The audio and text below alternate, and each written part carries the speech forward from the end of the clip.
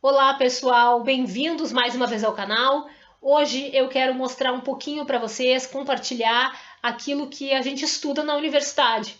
Então quero mostrar para vocês como algo técnico, teórico que a gente estuda pode ser aplicado para algo completamente banal da nossa vida. No caso de hoje, o aplicativo TikTok. Vem comigo que eu vou mostrar o que isso tem a ver com segurança, política internacional e economia.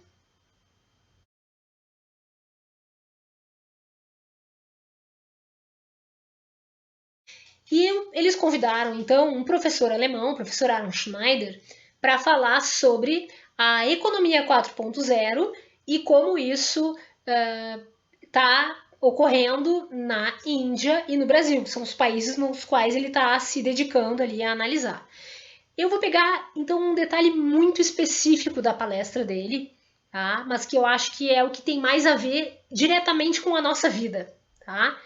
Que ele falou sobre, dentro dessa perspectiva de que a economia 4.0 é uma economia desse mundo da internet, da inteligência artificial e também do chamado Big Data. Big Data é a capacidade que a gente tem hoje de fazer análise de muitos dados em grande quantidade, né? E em tempo muito rápido, algo numa velocidade que a gente nunca tinha visto antes no mundo.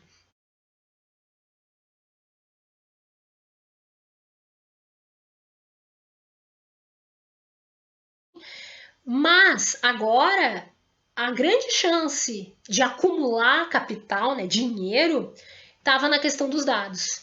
Por quê? Porque quem consegue reunir e analisar dados consegue desse jeito, com esse volume que a gente nunca viu, pode conseguir entender e mapear inclusive comportamentos. Ou seja, isso tem impacto no jeito que a gente consome, na nossa vida política e nas nossas relações sociais.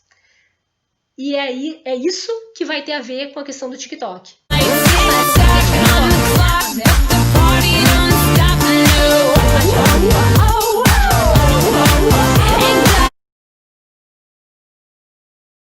Como é que o pessoal tem dados da gente?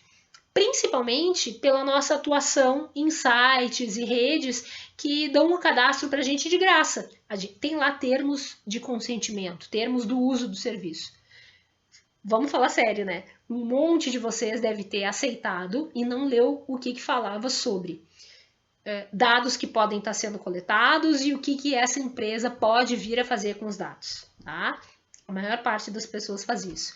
Então, não só eles sabem o nosso nome, o nosso e-mail, etc., o número de telefone, mas eles também podem transformar em dados a nossa interação dentro daquele espaço. Saber do que gosta, do que não gosta, o que deixa triste, o que não deixa triste.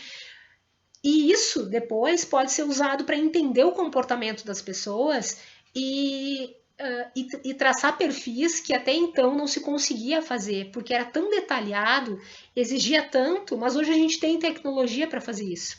Só que até aqui a gente estava falando de empresas de países desenvolvidos, de países ocidentais. E agora, com o TikTok, ele pode fazer essa mesma coisa, ele pode fazer análise dos dados e chegar à conclusão de que o comportamento dos seus usuários é assim. Ele pode usar isso para entender também a emoção dos seus usuários, da mesma maneira que se fazia com os dados vindos do Facebook.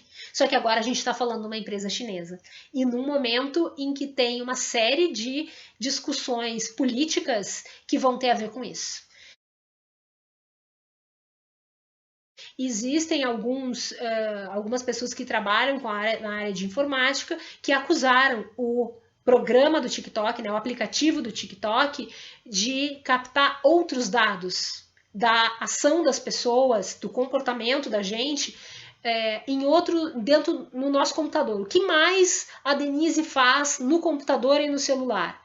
Além de usar o TikTok, ela usa o WhatsApp, ela sai bastante, eu sei onde é que ela tá por causa do GPS. Então essa era a preocupação de segurança. Eu não tenho como dizer para vocês se tá, eu não sou técnica e não conheço o quanto isso é verdade, mas essa acusação foi feita.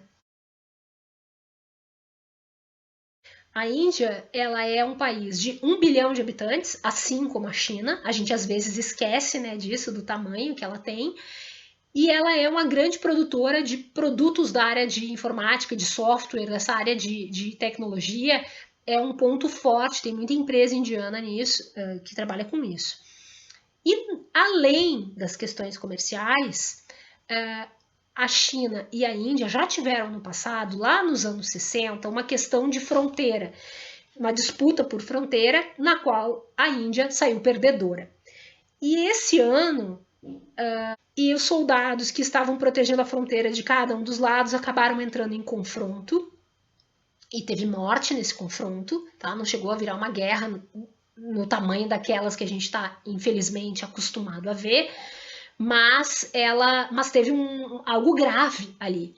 E aí a Índia começou a retaliar a China. Então ela proibiu vários softwares, ela fez restrição a várias coisas, entre elas o TikTok.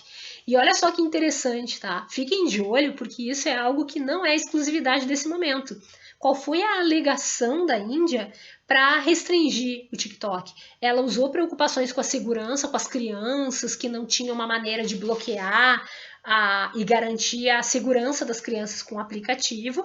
Então, esse foi um dos argumentos que foi apresentado para proibir o TikTok. E vejam que muitas vezes governos fazem isso. Eles usam essas pautas que elas sensibilizam as pessoas, né? A preocupação com a moral, com a preservação da família, da criança, como justificativa para algumas medidas. Proibição do TikTok. Até agora, onde eu estou gravando o vídeo, isso ainda não está confirmado. Mas o fato é que essa relação Estados Unidos e China já vem com uma longa disputa comercial, já há mais de ano, né, com idas e vindas, essa tentativa de chegar a acordos.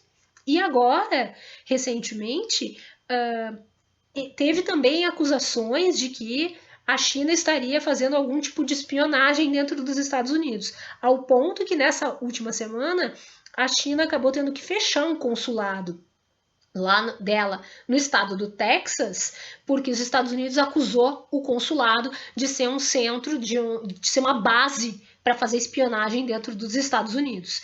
E a China está retaliando, vai ter uma questão de reciprocidade aí, ela também está solicitando o fechamento de um consulado americano lá em território chinês. Então é algo que a gente vai ter ainda que acompanhar, não está acabado isso, então TikTok é só a cerejinha do bolo. Um outro detalhe dessa disputa é que dois grupos de investidores norte-americanos já procuraram a Secretaria de Estado e se ofereceram, disseram que têm interesse em comprar o TikTok, para que empresas americanas comprem o TikTok. Agora, pensa aqui comigo, é um serviço de graça, a gente não paga para entrar, por que então é tão interessante assim comprar esse serviço? Né? O que alguém ganha sendo dono do TikTok? Estão percebendo o peso que tem os dados hoje? Estão vendo como o professor Aaron Schneider, lá da palestra, tem razão no que ele estava dizendo? Quanto mais a gente entender como é que isso funciona, mais a gente vai poder pensar se existe alguma forma também da gente se preservar dentro dessa vida virtual que é cada vez mais presente para a gente. Muito obrigada, vou deixar links ali para vocês poderem continuar acompanhando o assunto e até a próxima.